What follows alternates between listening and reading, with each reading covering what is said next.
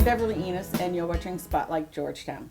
You can find us Fridays, Saturdays, and Sundays, 8 in the morning and 8 in the evening on your local cable TV station. Now, if you want to be part of this, learn how to run the cameras, come in, learn how to run all the toys that in the other room.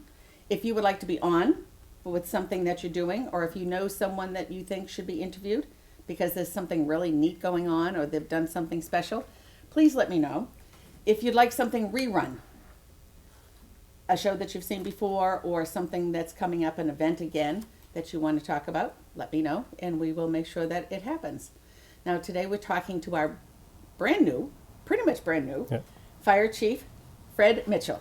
Welcome, Chief. Thank you, Beverly. Thank you for having me. Oh, anytime. Yeah. Now, I met you for the first time at town meeting. Yes. So this is kind of a second one for me, but how long have you been on the job here in Georgetown? I started October 4th, so I've been 7 weeks now. All right, so just a few weeks. Yep. Now, do you live in Georgetown? Not yet. I'm still living down in Rhode Island, but I'll be relocating. I'm working on that as we speak. Really? Yeah. Yep, I'll be actually, if everything goes right, I'll be moving into town. Oh, that's perfect. Yep, so. Oh, that'll be great. That'll make it much easier for you. Oh, yes, yes. Yeah, Rhode Island's kind of a hike. Yeah, yep, about an hour and a half. How do you, well, the question until you move to town, how does it feel being a resident of another city or even state and then working in a small town like Georgetown? Well, this is all new. It's a new community to me, so it's exciting. There's a lot of challenges. I hear the fire trucks going up now. Yes. There's a lot of challenges that we're going to face in Georgetown on the fire and EMS side, but also there's a lot of similarities of where I come from, so I can take my experiences and apply them to the community to move forward. So you were on a fire department in Rhode Island before? Yes. Yep. Cumberland, Rhode Island. Cumberland, Rhode Island was broken up into 4 independent autonomous fire districts, and they were independent of the town, and they were their own taxing agents. Last November, they merged them all together to create one fire district. So I have 31 total years in the fire service in Cumberland, Rhode Island. Okay. Yep. So 31 years, that's a long time. Yes, I started when I was 16 years old. So did you retire there? And yes. This is a second? Yes. A whole second career for you? Yes. Yep. I actually retired as a deputy chief, and also it's progression in my career. So there's more career growth than anything to move forward. Now, our last fire chief, police chief, that's been a very common occurrence for Georgetown. It's a small town, but it opens a lot of doors. Yes, which is nice.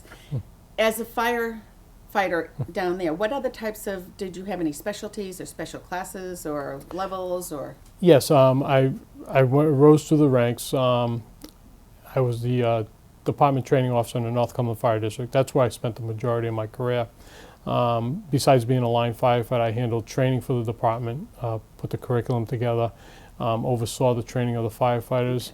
Also, I handled the fire life safety education for the community.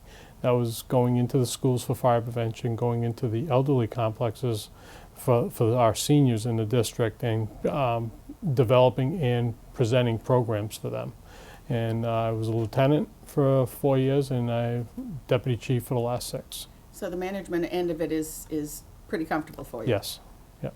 So how long has it been since you actually fought a fire and held a fire hose? Well, we had a fire last week on 95, and a car fire, and we had a few structure fires over the summer down in Cumberland.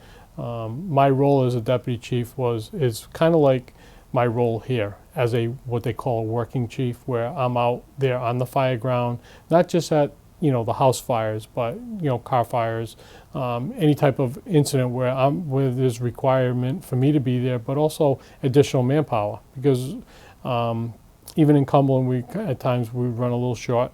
I was able to work on the truck from time to time, so I have that exposure and can apply that to here, which requires me at times to be on the truck, be out there on a medical call.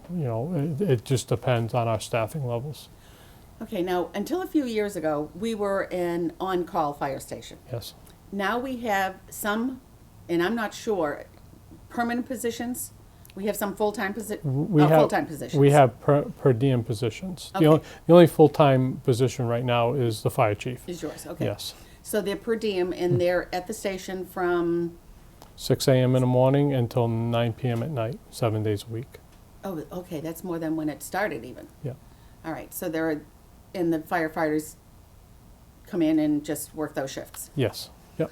Do we still have on-call firefighters? Yes, at night we have on call. There's 2 people dedicated for the ambulance, and the rest are on call basically when they're available to respond. But we have 2 people that are dedicated, meaning that they're going to respond. When an ambulance call or even a fire call comes in, depending what comes in, they are going to respond to the station. Well, if you haven't heard this part, ambulance people are my best friends this year. They have visited my house lots of times. Yes. To the point that they walk in the door and say, "Hi, Fenway, how you doing?" Which is my dog. Yeah. They check with the dog Yeah. before they check with me. Yeah. In a small town like this, what are the biggest challenges?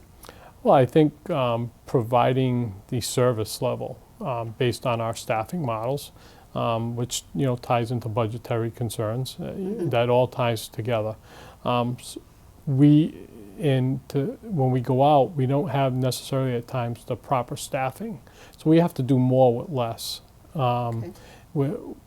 depending on the emergency. And also, being in a small town is that your challenges are a little bit different than the bigger towns.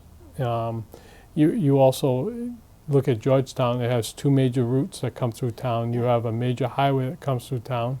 You have facilities, commercial facilities all over town. You have businesses all over town, but also industrial, correct, and also the multifamilies. There's a few in town. If you look at Longview up, near the Raleigh line, and then you look at the downtown area. There's a lot of challenges because a lot of the buildings are older construction, what they call balloon frame construction, which creates definitely challenges for us. And our mutual aid is not exactly on our borders. They're a few minutes out, so that's also important for additional help coming in. Right. The delay. And some of the mutual aid are still on call. Still, exactly, right. So especially during the day, that makes it much more difficult. Right. Yes. When I was growing up, it used to be one of those towns, if the horn went off and it goes and says where the fire is, how many blasts, Right. and Yep. And the gentleman that owned the shoe store or the 5 and 10 would say, "Here are the keys. Lock up on your way out, please, and leave the keys under the Yes. mat." Yeah. Literally. Yep. That doesn't happen anymore. No. So we do have full-time people that are there. Well, we have per diem people. Like I said, I'm Well, I really mean full-time, right. as in there's Well, always someone at the station. until 9 o'clock at night, and then from 9 p.m. to 6 a.m. It's on call. Then it's on call. Right. Okay. Yep. So it's a much better coverage than we had years and years ago. Yeah, and our goals going forward is to make sure to ensure proper coverage, but also our goal is going to be is 24-hour a day coverage. That's Okay. something that we're going to shoot for in the future. Now, speaking of future, what is your vision as a chief? As you're walking into this small town that's, we've always done it this way, we've never done it that way. Right. Well, it's a very good department. It's a very talented department, as I've Ours, yeah. learned. And the members, it's a good group of members. Yeah. They have a lot of talents, and their talents range from a financial background to mechanic background to working in other departments and bringing that to the table. So we have a very capable department, and the people in Georgetown should be very proud of that. I know just what I've seen in the 7 weeks, very fortunate to be leading the department of a good group of people. Going forward, to increase our services, but also at the same time be cost effective. That's going to be the challenge, is the balance, the cost effectiveness, but also to maintain the level of service and also increase the level of service, bring some more programs, community programs to the town that we can get out into the community and be, more productive as we continue on. Yeah. Now, we've heard often it's called being a firefighter in Georgetown is a family business. Mm-hmm. And I mean, there are people on the fire department that started out as scouts Yes. through that training program Mhm. and then became reserve firefighters Yep. and then became full-time firefighters or Mhm. fully trained firefighters, Mm-hmm. and then became EMTs as well. Yes. So, I mean, I've had a lot of calls this year, and I look at whoever it is and go, okay, I don't think I've met you before, but what's your dad's name? Yeah. Yes. And Yep. quite often, Mm-hmm. there were a lot on Yep. the fire department that their dads were in the fire department. Yes. Yep. And we now have women on the fire department Yep. and women EMTs. Mm-hmm. So there are a lot of familiar faces that way too. Yes. And I've gotten to know them all. Now, as a family type business or a family town, what difference does that make for the people that are when the fire trucks show up at their house? Well, people in town, our community is made up of, an array of people come from different backgrounds, and we have a group of people that grew up in this town that are members of the fire department. And you're right, it goes back generations. Yeah. There's a long history. There's families, that have been involved in it for a long time. By having that, it's a sense of ownership because you're neighbors helping neighbors. And I think that's very unique with a small town.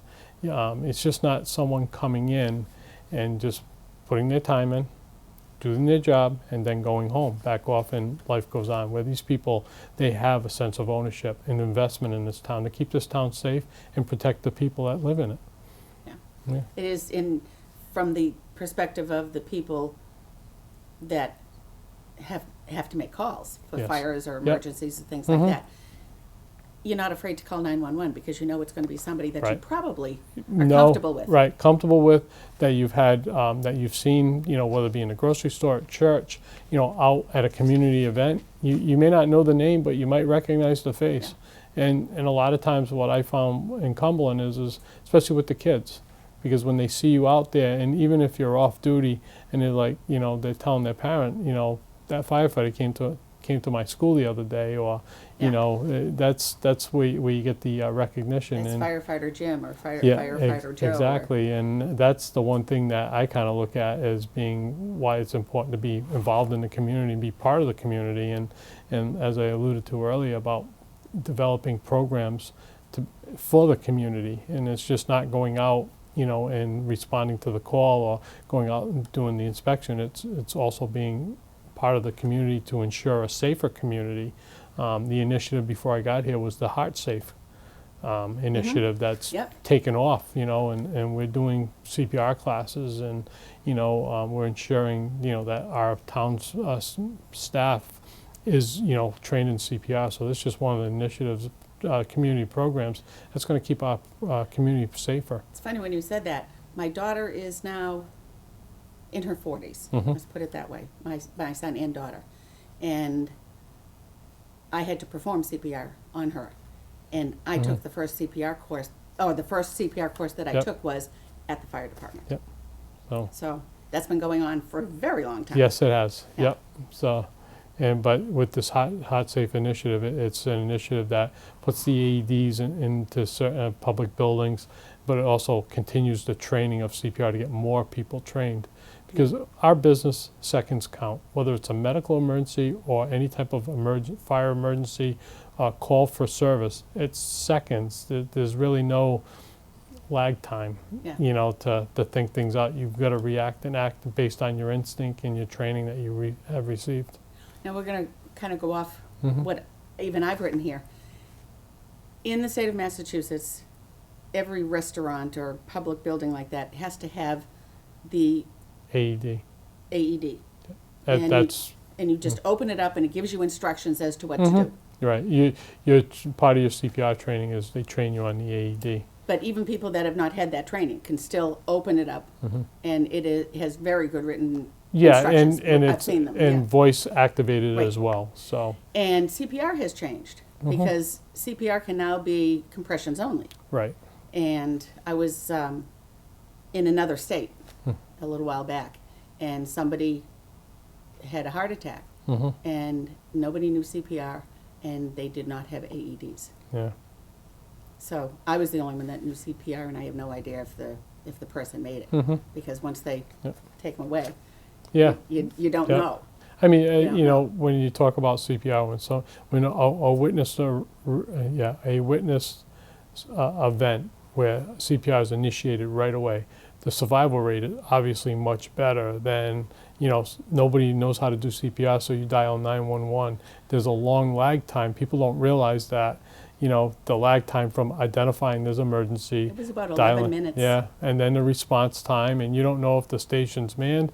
If it is, are they out on another call? This was Where's the a truck? big city. Right, yeah, so the truck's, you know, probably pretty close, but still, it's that lag time that, you know, and the person's on the floor, where if somebody, you know, people know CPR, they can act. And it gives that person on the floor that much better chances of survival. Does the fire department offer CPR classes Yes. for the public? Yes, we do. Okay, and Yep. that normally goes into the newspaper and, Yeah, if anyone or any group is looking for a CPR class, they can just call the fire station or send an email, and we'll put them in touch with our coordinator, and they'll schedule it. okay, so you're saying a group, so let's say there's an organization in town that wants to offer CPR to all of its members, or a school group, or Yeah, a They scout could, group, or they could whatever it is. contact us, and we would come in and take care of it. Oh, neat. Yeah. That's even better than I expected. Balancing. How do firefighters balance a family and being a firefighter? It's an act. It's a balancing act. There's no question about it. It's very tough. I can only base it on my experiences through my 31 years. It's very tough because you have to balance it. Because, and especially now that the demands of family are increasing a lot with the kids, and the demands of just work life in general. And then we're asking these people to give their time to the fire department to help protect our community. And on top of that is the training that goes into it all. You know, the hours of training to get certified. You know, firefighter level 1, 2, that's the basic firefighting. Then your EMT license, that's another lot of time. You're looking at those two things alone. If you do them consecutively, you're looking at a year of your life going to school. Wow. Because the EMT class is roughly 15 weeks. That's a semester at college. And the firefighter level 1, 2 class is roughly 9 to 12 weeks. So Okay, so that's- that's a good portion of a year, you know, that you're taking time away from your family 2 nights a week, some weekends for the practical application to get properly trained. And that can be a lot, especially a young family, you know, where the kids are involved in a lot of sports. That takes a lot of, you know, Who's balancing. going to drive the kids to soccer, and who's going to pick them up Well, from here or there And or usually, someplace else? right, and usually you need to be, especially with 2 children, you need to be in 2 different places at the same time. Yeah. And that gets very taxing. So it has become a very demanding, with the training requirements, demanding requirement, and what we're asking of people that want to get involved in the fire department. And I think part of that whole picture also is you can't just tell the kids, okay, get on your bikes and go do this. Right. Because it's just not the way life is anymore. Right, exactly. The dynamics have changed when we were younger growing up. It's different. Go walk yourself to school. Right, exactly. Go outside and play. Yeah, you played baseball, your parents dropped you off, and you know, you walked home, but now it's different. Yeah. Society is totally different. For a little discussion on the ambulances. Mm-hmm. That was something new to Georgetown. I know it was fought for a long time. Mm-hmm. And then we got 1 ambulance. Yep. And now we have 2. Yep. And one of the ones that I used in the last year, it had a brand new ambulance put on the body of Yeah. whatever Yeah, was there it's, before. they remounted the boxes over the summertime on both ambulances. So On both of them. Okay. yeah, so both chassis are 2015 chassis, and with the cabs, the boxes, one's an 03 box and the other one's an 04 box. So it was cost effective. So instead of, basically what they did is they remounted 2 boxes for the cost of buying basically one brand new ambulance. Right. So being cost effective, that's going to give the town another good 5-6 years without even have to worrying about replacing the ambulances by taking those measures. So they're totally up to current Yeah. standards. Yes. Current standards at all. Now, sometimes they send 2 ambulances. It all depends on the call, and Okay. obviously staffing plays into that. Sometimes we run a basic life support ambulance, and some calls warrant advanced life support intervention. Hard. So, right, exactly. So what we'll do is we'll request, we have agreements with Byfield that provides ALS coverage for the town during the day, Monday through Friday. And then we have agreements with Trinity and Atlantic ambulances. Okay. And they'll come in at night and on the weekends and holidays. And it's only for ALS calls. It's advanced life support, heart problems, difficulty breathing, along those lines where your basic life support, a broken bone, cuts and bruises, a fall that doesn't warrant any significant signs of Right. It just injury. needs transportation Right, too. exactly. Needs to be treated, and but more or less basic life support intervention. Okay. So when when a call goes out, a 911 call, the first thing that arrives usually is a police car, Yep. a cruiser. Mm-hmm. And I just recently found out that the only people that call them cruisers are the people in Massachusetts and New England. Yeah. The rest of the country doesn't call them cruisers. Right. I have no idea why. But so first comes the cruiser or 2, Yep. and then usually the ambulance or a firefighter or a fire truck, Yep. and sometimes a motorcycle, and sometimes a rescue truck, and sometimes there's a parade. I called one time and I said, "No parade. Don't want any parades. Just send the ambulance and that's it." But what's the reason for sending? I understand the reason for sending the police car out first because that's your, they're already on the road. Right, someplace. and they'll get there as quick as, probably the quickest, because depending where they are, they could be on scene within seconds Right. or a few minutes. We send the ambulance and we send an engine company is for additional help. The calls nowadays have gotten so complex that it's manpower. And as I alluded to earlier, we're doing more with less resources. And that all depends on your staffing models. Levels of staffing, like today there was 5 of us on duty, until 3 o'clock. And then we dropped down to 4, and then from 4 o'clock till 9, there'll be 2 on duty. So, we have a medical call. We're able to put 3 guys on the engine and two EMTs on the ambulance and go handle a call. And it all depends on the call. I mean, if it's a BLS call, we'll send the ambulance with 2 guys. Basic life support. Right, exactly. And then, the other 3 hang back. If a second medical call comes in, then we're able to put the ambulance on the road for a second call. So the backup. firefighters that are on the fire trucks quite often are trained as well. Oh, yeah, we're all EMTs. trained as firefighter EMTs. They're all trained Yes, as firefighter EMTs. yes, So whether they show up in the ambulance or a fire truck, they're still going to have the same yes, training. yes, That's Yeah. good to know. yes.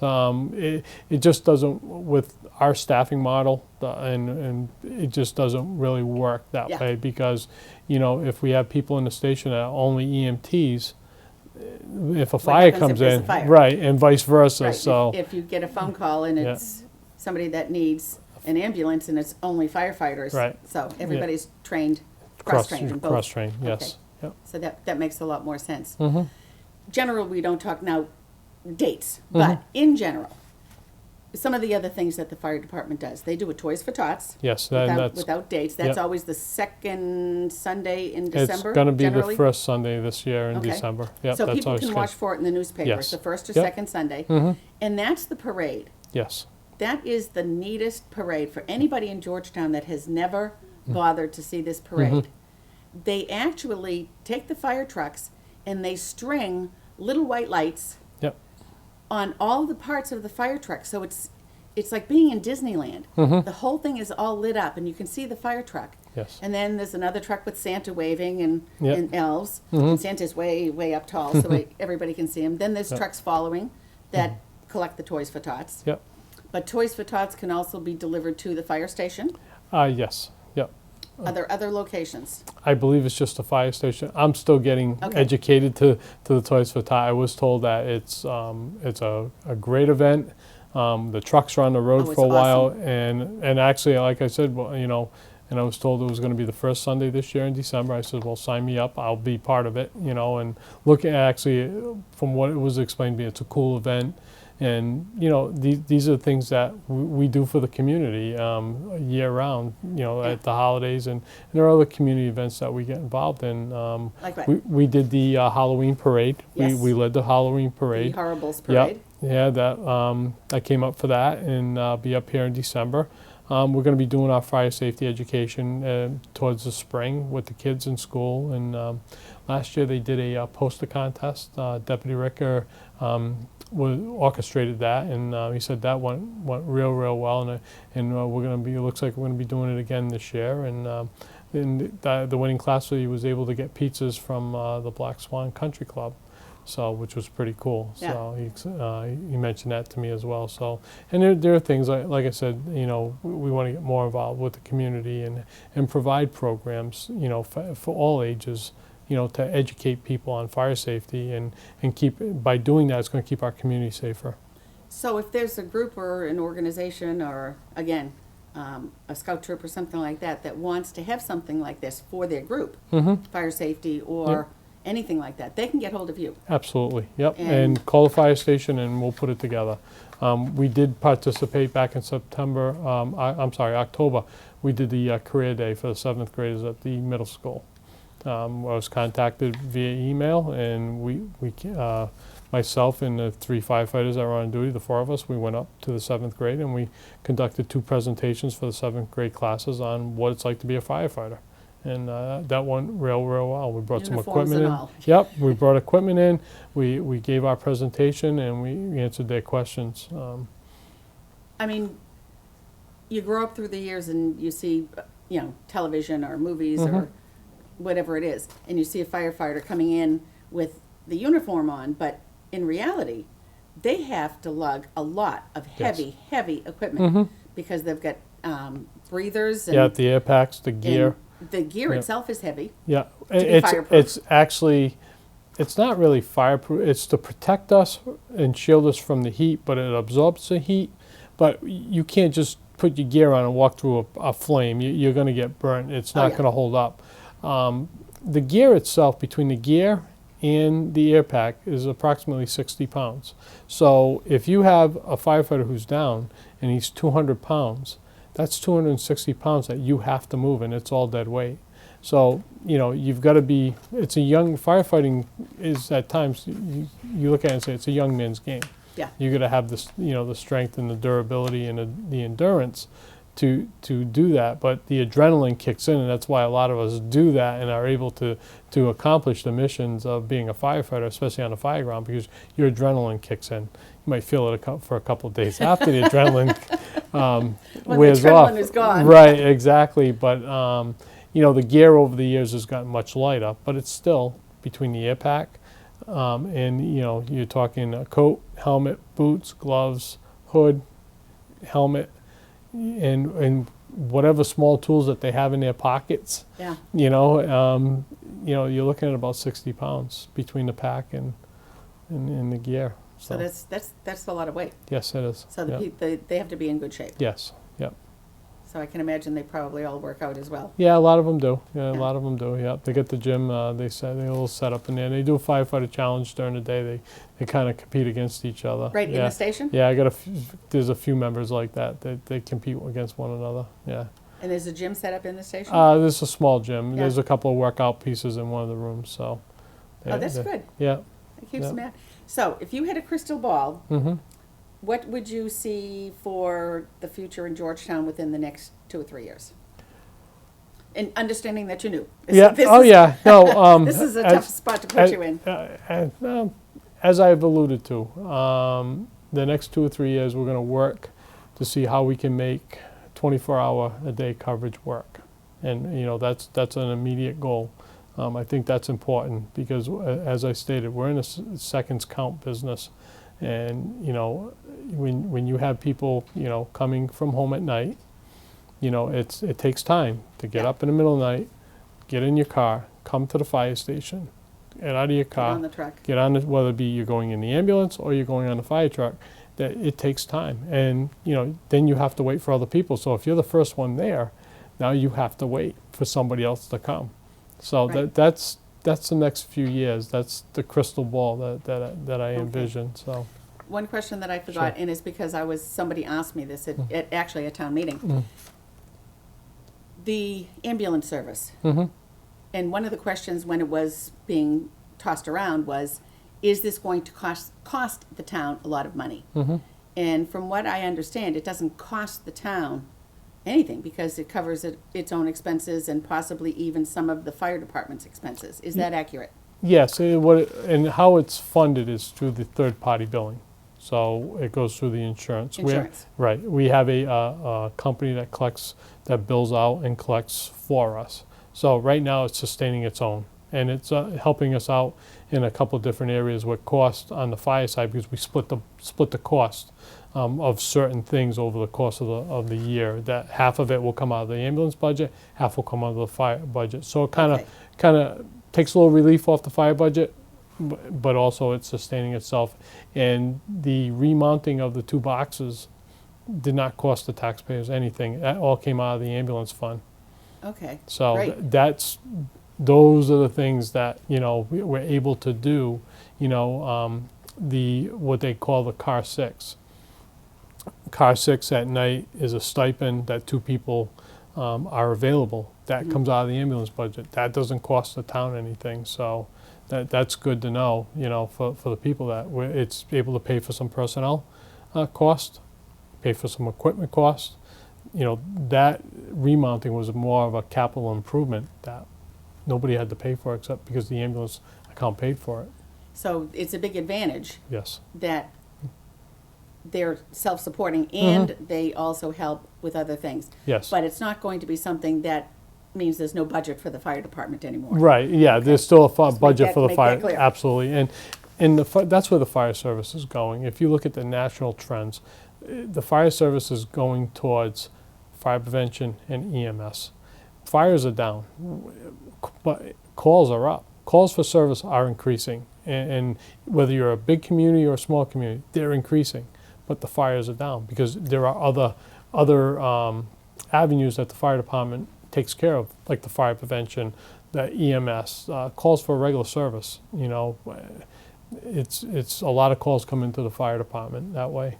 Okay, now how can the people of and I have a specific thing that I'm thinking of. How can the people of Georgetown help the fire department? Put numbers on their houses. Yes. Number 1. Yep. That are visible and readable from the street. Yes. And should this be on their house or on their mailbox? Well, I mean, if Some mailboxes across the well, street. that's the thing. You should probably put it on your house because if your mailbox is across the street, it's not going to do us any good.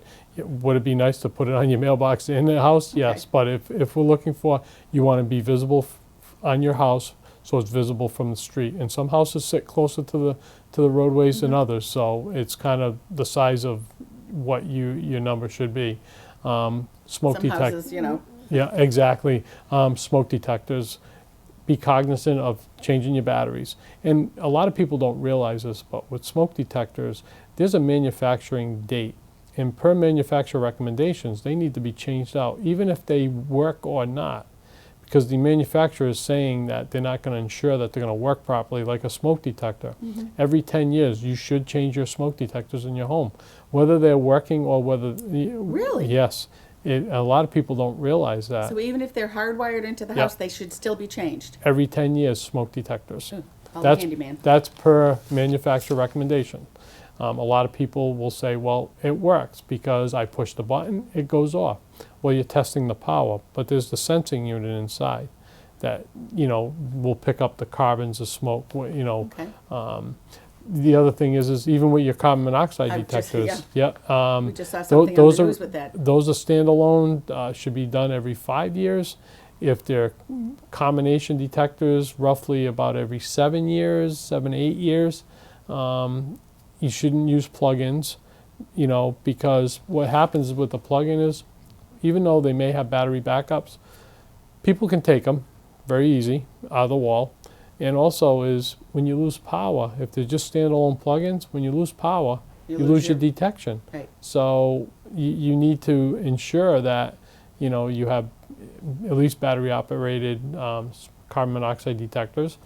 Your smoke detectors, depending on the code, your house may be grandfathered in for batteries only, or if you have a hardwired system, you should maintain the hardwired system. That's by code that you have to maintain it. You can't replace the system if it's not working right with batteries operated ones. So, and what happens is when you go to sell your house, we have to come in and do an inspection. And that's where we catch a lot of people with, the issues that they run into. So you have house was built 20 years ago and did not change the smoke detectors. Right. Yeah, that's possible, and we've run into that at times. The other thing too is escape plans. It makes our job a lot easier when people, if there's a fire at their home, that they're all out, they're at a meeting place, because our main focus is life safety. Then it's incident stabilization, meaning, put the fire out, and then we preserve property. So, the property's the third, the life safety's first, and then we'll put the fire out. Now, they have fire drills in schools, and I remember growing up, we had fire drills at our house. Yep. And we knew that if you were in this end of the house, you go out mom and dad's bedroom window, and if you're in that end of the house, you can make it to the front or the back door. Right. So these family fire drills have to be set up so that no matter where the kids are in the house, or the adults, yeah, and or the elders. Exactly, and nowadays I think we're seeing, because most parents work, and there are times where the children come home and mom and dad may not be there right away because they're still at work. So I think that's important that they review fire safety in their homes more so now than ever before, because you may not have that parent or adult house. figure. Come on, honey, let's go out the door. Exactly, and that's very important. As I stated, everybody's out makes our life a lot easier because you can rebuild homes. Yeah. You can replace contents. Yeah, some of the stuff you can't replace because it has meaning. Treasures. Right, exactly. But if you look at the grand scheme of things, you can build a house. You can build another house. Yeah. You can't replace people. Now, is when winter hits, helping the fire department do things like shovel out the local hydrant. Clearing out hydrants, especially if we get buried with the necks like we did this past winter.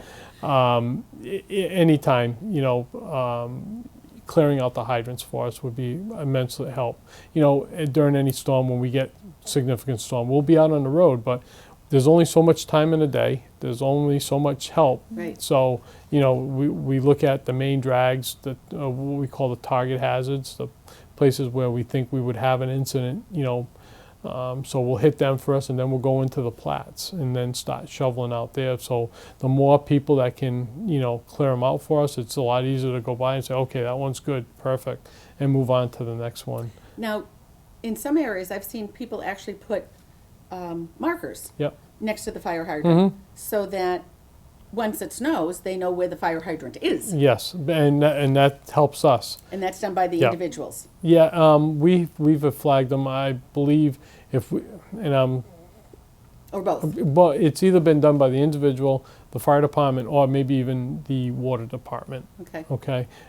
So, and that's just so we know where they are. When you get that snow before you get to it to shovel it, you're looking for it. You know. So. So as people putting their markers around the driveway, it wouldn't hurt to put one near the fire absolutely. Fire hydrant. If there's nothing, no type of marker that's attached to the hydrant, right by it, and that way there is with the paint the top orange so you can see it at night like a neon color, and that would be immensely helpful for us. Okay. Have we covered everything? I think pretty much. We can always have you come back. Yeah, I'd love to come back welcome. anytime. So Absolutely. thank you very much. Thank you, Beverly. And welcome to Georgetown. Thank you, I appreciate it. It's nice to have you here. Thank you. I'm looking forward to a long career finishing it up. We'll see you at the parade. Yes, absolutely. Thank you. I'm Beverly Enos. You've been watching Spotlight Georgetown. Thank you for joining us. Bye for now.